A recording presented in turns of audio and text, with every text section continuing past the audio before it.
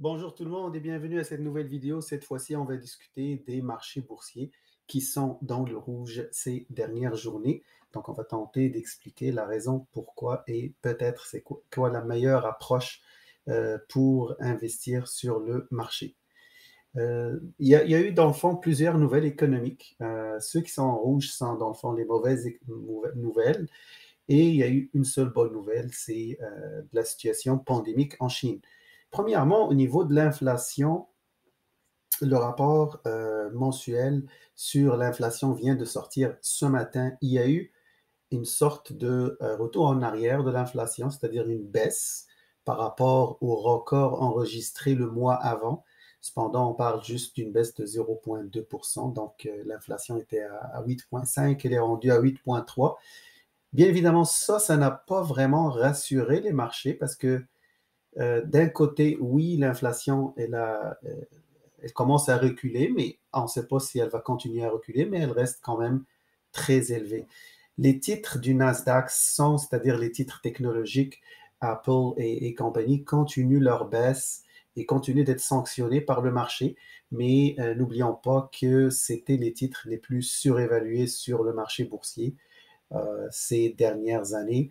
Il y avait parfois des ratios prix-bénéfice qui étaient vraiment, qui ne faisaient aucun sens pour plusieurs titres dans le Nasdaq 100.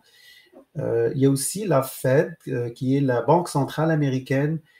Euh, la Fed n'arrive pas à rassurer les marchés, puis les marchés aussi se demandent c'est quoi les pistes que peut prendre la Fed vis-à-vis de l'inflation. C'est sûr qu'il n'y a pas eu l'augmentation de 0,75% qui aurait été vraiment un signal catastrophique pour les marchés boursiers. Le choix a été porté sur 0,5% d'augmentation. Maintenant, ça reste l'augmentation la plus importante depuis plusieurs années.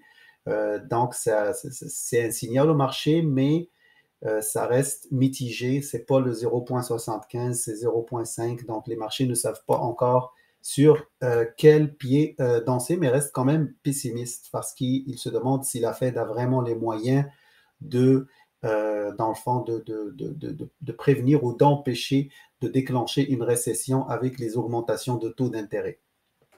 Le problème des réapprovisionnements et de l'approvisionnement en matières premières, en semi-conducteurs, en plein d'éléments qui viennent en fait de l'extérieur, il y a toujours ce problème-là d'approvisionnement, il est toujours persistant et il contribue énormément à accentuer l'inflation, bien évidemment avec les prix de l'énergie qui sont déjà à des sommets historiques sur les dernières années.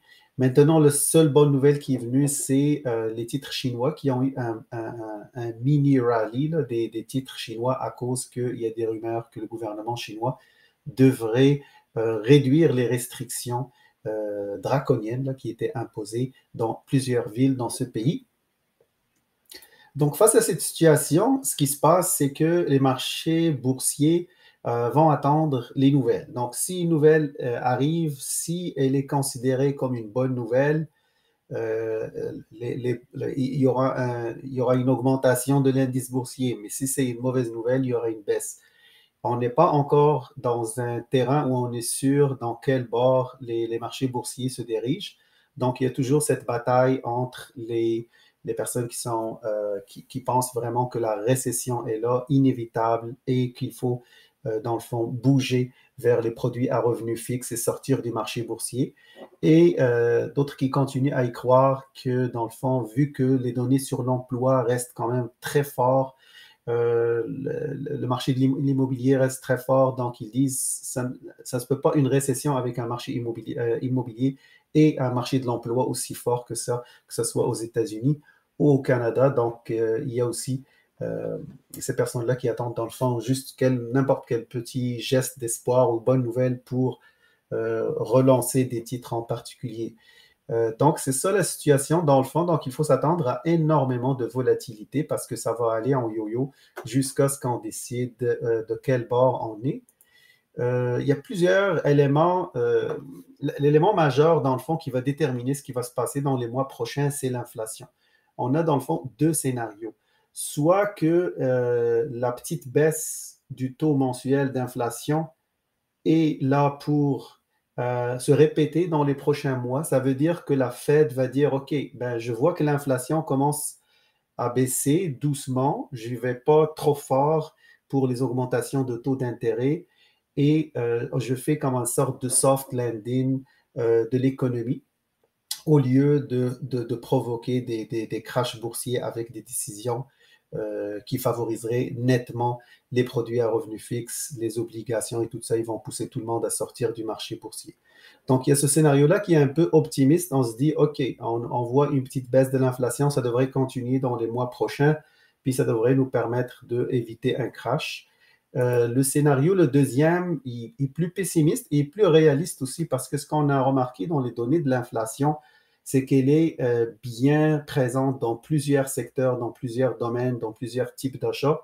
Et ce n'est pas juste simplement une inflation passagère. Donc, c'est sûr que si ça, ça veut dire vraiment que la Fed, la Banque centrale américaine, devrait passer à l'action pour, dans le fond, ralentir l'inflation et faire des restrictions monétaires et arrêter le programme de financement qui était, dans le fond, établi pour les banques américaines, l'arrêter complètement, puis vraiment passer à ralentir l'économie, puis et réduire l'inflation pour la combattre. Donc, dans le fond, c'est avec ce scénario-là, on est vraiment dans une récession. Puis, les produits à revenus fixes deviendront plus attrayants pour les investisseurs. Il faut comprendre quelque chose, c'est que dans le marché boursier, on a plein de personnes qui, pendant des années, étaient pris avec des taux de rendement qui ne dépassaient pas 0,5% sur des certificats de placement garantis, sur des produits à revenus fixes. Donc, tout ce monde-là était là, présent sur le marché boursier parce que ce n'était pas intéressant d'être sur le marché obligataire et sur le marché à produits revenus fixes. Maintenant, ce qui se passe, c'est que si ces personnes-là sortent du marché, et ça, c'est déjà le cas, on le remarque même au niveau des fonds d'investissement majeurs qui commencent à bouger vers soit des secteurs défensifs, soit les titres à dividendes des grosses compagnies stables, soit vers les produits à revenus fixes. Et c'est ça qui va se produire dans le fond. Ce mouvement de fond va faire en sorte que la bourse va subir des conséquences parce qu'il y a moins, dans le fond, moins d'acheteurs, moins de personnes intéressées à rester en bourse. On peut voir ici dans le Nasdaq 100 que sur une année, on a perdu tous les gains qui ont été réalisés sur le Nasdaq 100, en sachant que c'était des gains fous qui ont été réalisés au niveau des Nasdaq 100 durant cette dernière année. Maintenant, on a vraiment effacé tout de l'année passée. C'est la même chose au niveau du S&P 500. Sur une année, on est vraiment rendu au même niveau que la même date que l'année passée, même encore moins. Donc, tout ça montre vraiment qu'on est vraiment dans une correction majeure qui est en train de se produire.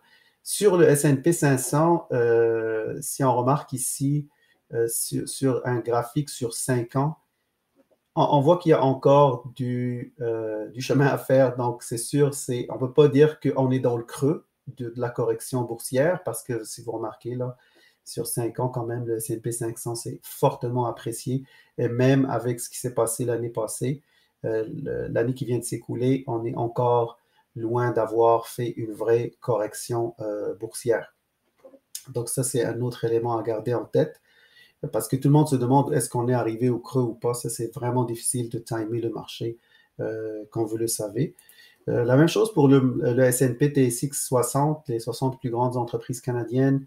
On remarque la même chose, une tendance baissière depuis une année, même si la correction n'est pas encore aussi majeure que sur les marchés américains. Maintenant, c'est quoi la meilleure stratégie? Ça reste vraiment mon opinion personnelle et d'après mes recherches.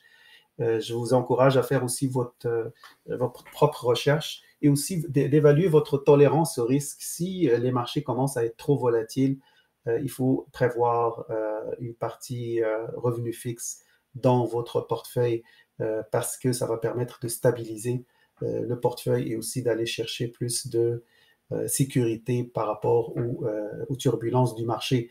L'une des stratégies qui est ressortie par les analystes, c'est value stock, c'est de focuser sur l'investissement de valeur qui est un style d'investissement pour aller chercher les entreprises qui sont sous-évaluées par rapport au marché financier.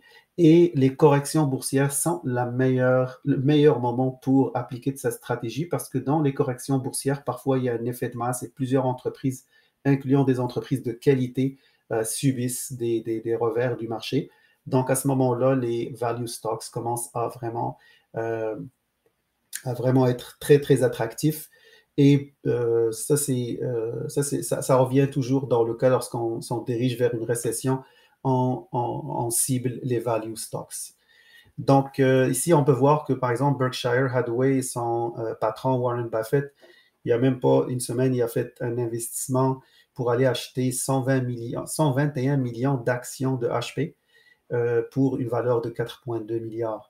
Donc, ce qui fait que Warren Buffett, à travers la compagnie Berkshire, devrait contrôler 11% de cette compagnie. Aussitôt que la nouvelle a été annoncée, l'action a eu un bond. Et la même chose aussi, il continue à faire des achats durant cette période-là parce que justement, pour Warren Buffett, son argumentation, c'est que lorsqu'on rentre dans une épicerie, puis on vous dit, ah, dans cette épicerie, on vient de baisser tous les prix, est-ce que vous allez sortir de l'épicerie? Bien évidemment que non, parce que c'est le moment de faire des achats et des emplettes. Donc, c'est ça ce qui se passe dans la tête de Warren Buffett. Il considère que les corrections boursières, que ce qui se passe actuellement maintenant, c'est le temps d'être sélectif et de choisir des compagnies particulières qui sont sous-évaluées et qui sont des grands noms et qui ont été, par exemple, malmenés pendant une semaine ou 2 semaines. Il profite pour rentrer dans ces entreprises-là. Et ça continue aussi, même au niveau de l'énergétique. Il continue à contrôler plusieurs entreprises au niveau de l'énergie et du gaz. C'est un secteur qui a le vent en poupe depuis une année à cause de l'augmentation des prix pétrole et bien évidemment à cause de la situation en Europe. Donc, ça fait que ça favorise ce secteur-là et Warren Buffett est très présent dans les entreprises, que ce soit qui fournissent de l'électricité, du gaz ou du pétrole. Donc, ça, c'est aussi une stratégie qui est suivie par Warren Buffett. Les autres secteurs, il y a aussi d'autres secteurs que les personnes les plus optimistes considèrent que c'est un bon moment d'y rentrer. C'est par exemple le secteur bancaire. Le secteur bancaire, on sait que les banques se comportent bien puis ont des bons résultats en général lorsqu'il y a un environnement d'augmentation de taux d'intérêt. Donc, à court terme, je dirais 1 à 2 ans, les banques sont un bon choix. C'est sûr que si une récession s'installe, puis son effet devient vraiment important, même le secteur bancaire devrait à ce moment-là constater un ralentissement de l'activité économique. Mais au début de la récession, les banques sont un bon moyen parce qu'avec l'augmentation des taux d'intérêt, les banques, comme on sait, sont très conservatrices. Donc, en général, ils anticipent longtemps les augmentations de taux d'intérêt, ce qui leur permet de facturer plus à leurs clients et toujours de donner vraiment très peu d'argent face aux dépôts. Donc, ça leur permet toujours de dégager des profits au début des récessions.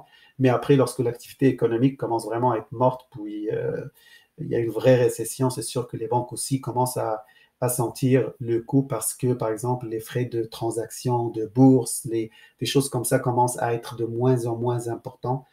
Les fusions-acquisitions deviennent de moins en moins importantes. Donc, plusieurs départements de la banque commencent à avoir presque très, très peu de revenus. Donc, ça implique, lorsque la récession est installée, ça implique que même les banques sont impactées.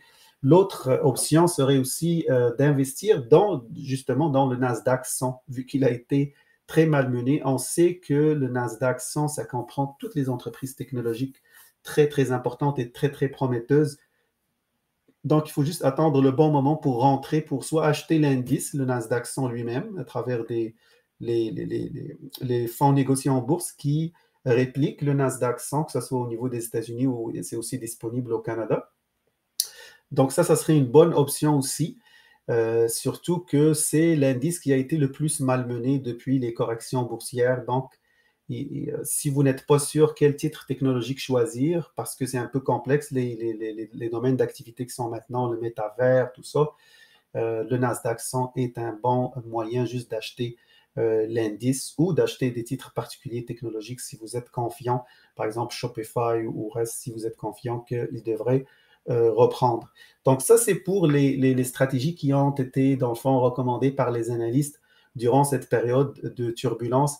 Il y a aussi, bien évidemment, tout simplement d'inclure, d'augmenter la portion revenu fixe du portefeuille pour stabiliser un peu l'investissement, puis réduire l'exposition au marché boursier pour justement avoir des meilleurs rendements ou des rendements au moins, même s'ils sont bas, mais plus stables que sur le marché boursier. Donc, j'espère que cette première vidéo sur l'activité économique vous a été utile. Si vous avez aimé le contenu, s'il vous plaît, vous abonner, faire un like ou partager ça avec vos amis. Et vous pouvez aussi visiter mon blog wiseinvestors.com pour plus de contenu et d'articles surtout sur les FNP et les actions à dividendes. Merci et bonne journée.